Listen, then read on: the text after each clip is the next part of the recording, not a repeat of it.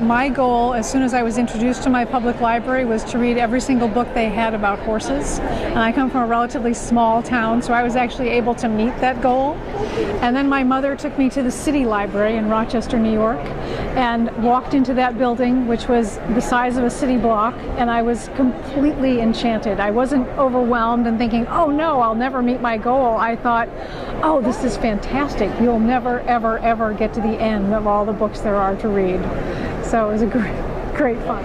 Oh, well, you know, it was a big deal to get a hardcover book as a gift when I was a kid, and we each got one hardcover book as a gift every Christmas. So the library was where you went every week to get 5, 6, 7, 8, 9 books to bring home. It didn't just foster my reading, it created and fed my entire reading life.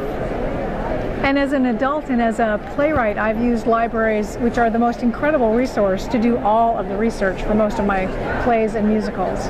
When my daughter was little, we would go every week just like I did as a child, and now I use it as my resource center for all of the work that I do, both in terms of wanting to stay abreast of other authors who I'm following, and in terms of turning to them for all the help I need in my research needs when I'm doing something based on history.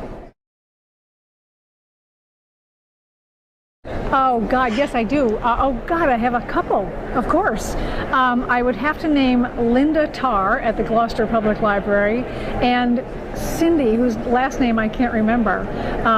They've just been an incredible resource for me and so generous with their time and their expertise. I think it's the craziest of all possible budget cuts during a recession when a library becomes an even more important resource for anyone who does not have a computer in their home and is trying to search for a job.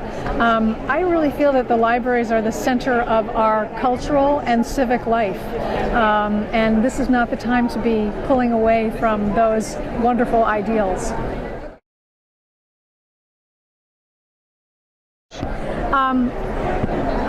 I'm really surprised that still, I shouldn't be. I'm really surprised that still happens and goes on. I think it generally, or I hope it continues to backfire for those who are trying to ban books, because it only, as a kid, if ever I was not allowed to read a book, of course that's exactly what I wanted to read, and have memories of reading The Catcher in the Rye when I was too young to understand it with a flashlight.